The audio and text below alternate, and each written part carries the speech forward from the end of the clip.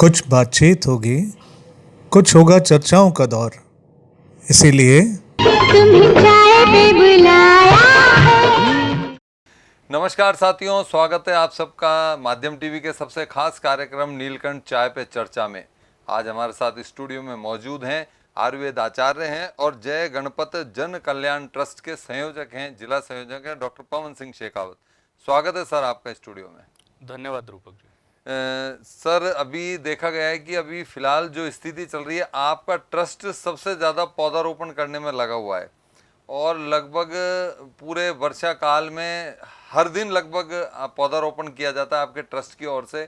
क्या main motive है आप लोगों का? सर, जय गणपत जन कल्याण ट्रस्ट की तरफ से ये औषधीय पादप रोपण अभियान का जो सफ़र शुरू हुआ वो 2016-17 से हुआ और यह कार्यक्रम शुरू हुआ था रामगढ़ गोविंदगढ़ से। उसके बाद लगातार साल दर साल लगभग हज़ारों की संख्या में जो पौधे हैं वो प्रतिवर्ष लगाए जा रहे हैं। और ट्रस्ट का जो है औषधीय पादप रोपण अभियान को लेकर जो मुख्य उद्देश्य रहा है वो ये है कि एक तो हमारे आसपास, हमारे कहा जाता है कि पहला सुख निरोगी काया, तो हमारा जो ये पहला सुख है इससे इन औषधीय पादपों का एक सीधा संबंध है और सीधा सीधा दखल है इन औषधीय पादपों का हमारे स्वास्थ्य में। तो पहला उद्देश्य तो यह है कि हमारे आसपास के क्षेत्र में जो है औषधीय पादपों की पर्याप्त मात्रा में उपलब्धता हो। दूसरा उद्देश्य हमारा यह है कि उपलब्धता है उसके बाद में लोगों को इनकी पहचान हो।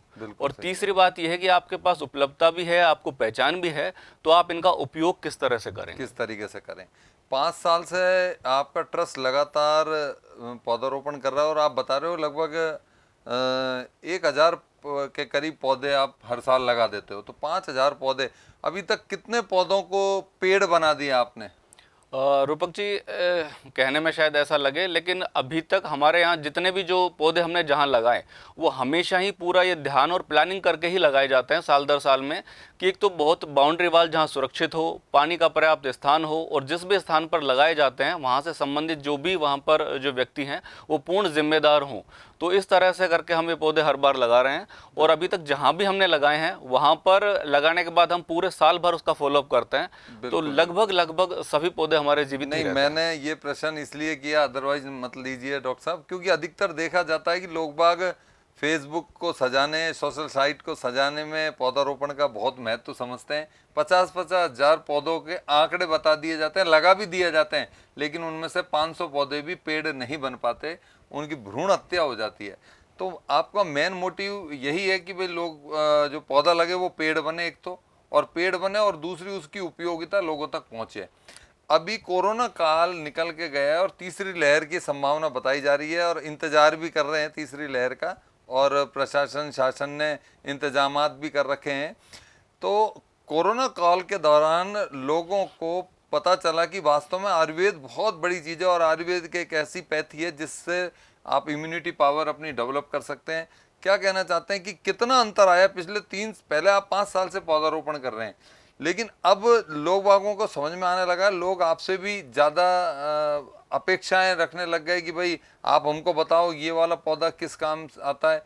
अब लोग बाग मतलब जागरूक हो रहे हैं, तो इस बारे में आप क्या कहना चाह रहे हैं कि कितने प्रतिशत लोग जागरूक हुए हैं? रूपक जी, इस बार देखने को आ रहा है कि अभी जो औषधीय पादप और आयुर्वेद दोनों को ही लेके पब्लिक में बहुत ज़्यादा आकर्षण है इस चीज़ को लेके। और महत्व इस चीज़ से भी आप समझ सकते हैं कि वर्तमान राजस्थान सरकार ने अभी हाल ही में घर घर औषधि योजना को जो लॉन्च किया है, बिल्कुल। और यह सरकार का एक बहुत ही सराहनीय कदम है, मैं इसकी प्रशंसा भी करता हूँ। और पूरे भारतवर्ष में संभवतः राजस्थान एक पहला ऐसा राज्य जहाँ इस तरह की औषधि योजनाओं को जो शुरू किया गया है। और यह निर्णय सरकार ने कोई यूं ही नहीं लिया, सरकार ने बहुत सोच समझकर और जिन 4 पौधों का सिलेक्शन किया है उसके पीछे बहुत सारे वैज्ञानिक शोध हैं, आयुर्वेद चिकित्सकों के अनुभव हैं, संहिताओं का जो ज्ञान है, इन सबको समाहित करते हुए जो है अभी तुलसी, गिलोय, अश्वगंधा और कालमेघ जैसे पौधों को घर घर तक पहुंचाने का सरकार ने निर्णय लिया है। और वर्तमान कोविड की परिस्थितियों को देखते हुए यह निर्णय लिया है। तो इसी बात से हमें अंदाजा लगा लेना चाहिए कि आयुर्वेद और इन औषधीय पादपों का कितना महत्व इस समय बढ़ जाता है। बहुत बड़ी बात है, बहुत अच्छी बात कही आपने। डॉक्टर साहब, अभी तक कितने औषधीय उद्यान अपन डेवलप कर चुके हैं अपनी ट्रस्ट की ओर से? सर, अभी तक हम लोग जहाँ भी एक तो प्लांटेशन के लिए जो जगह चिन्हित करते हैं, चाहे वो पब्लिक पार्क हो, कोई विभाग हो या कोई अन्य स्थान हो, इस तरह का सार्वजनिक कोई स्थान, तो वहाँ पर हम कंटिन्यू 3 साल तक जो है प्लांटेशन को वहाँ फॉलो करते हैं। और 3 साल में हमारा ये प्रयास रहता है कि मिनिमम 25 से लेके 40-50 तक की वैरायटी जो वहाँ पर सुनिश्चित कर दी जाए।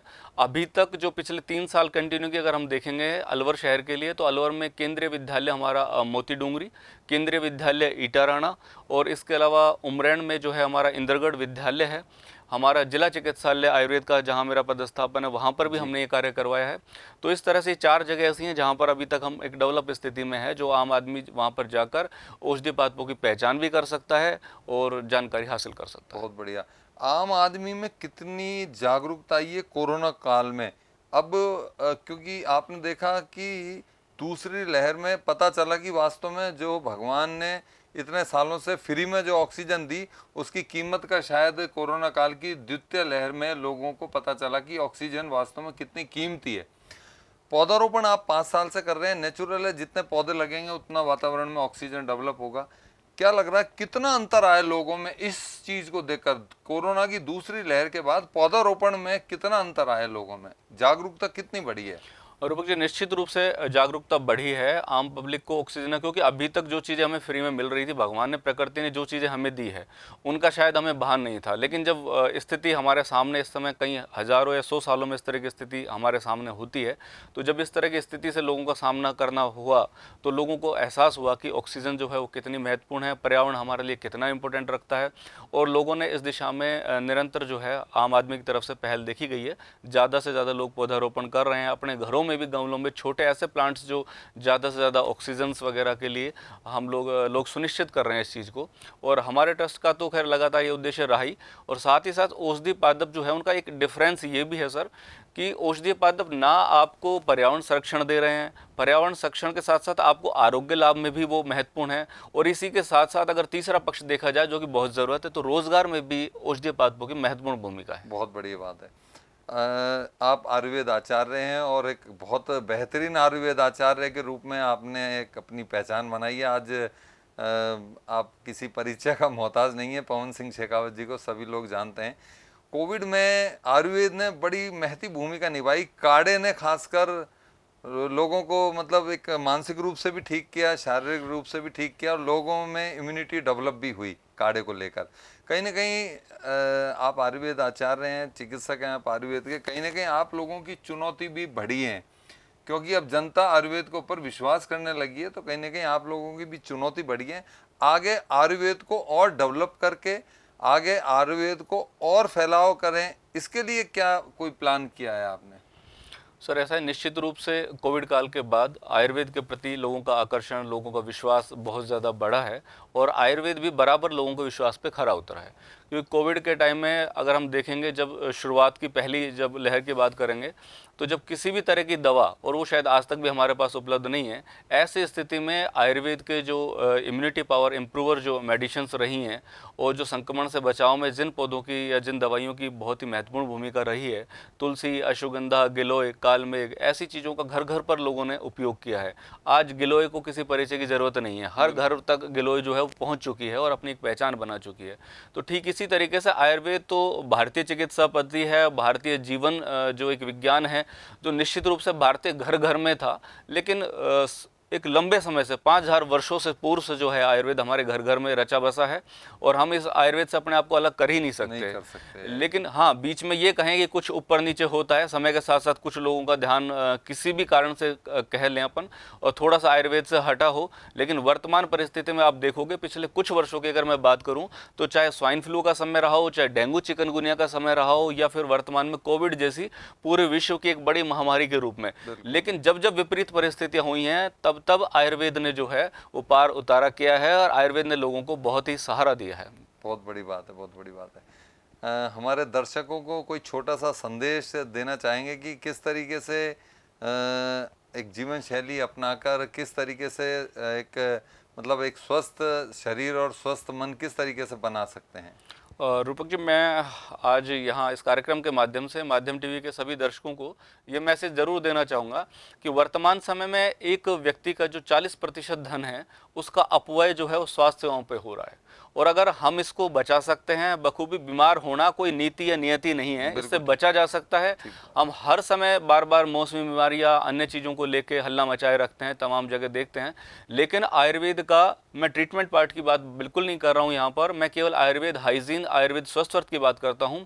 आयुर्वेद स्वस्थ व्रत के जो दिनचर्या, ऋतुचर्या, हमारा आहार विहार, अगर हम इन सब चीज़ों का ध्यान रखें और हमारे आसपास जो है ऐसे औषधि पादपों का संकलन करें जो हमें समय समय पर उपयोगी हमारे लिए होते हैं, तो निश्चित रूप से हमारा स्वास्थ्य पर होने वाला ये अपव्यय है जो वो कम हो सकता है और स्वस्थ शतायु जीवन का संकल्प जो है हमारा वो पूरा हो सकता है। बहुत बढ़िया।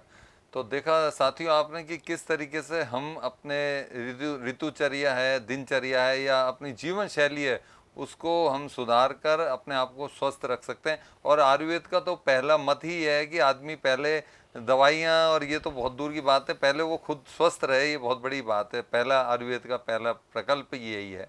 तो डॉक्टर साहब आप स्टूडियो में पधारे, आपका बहुत बहुत धन्यवाद। धन्यवाद। नमस्कार।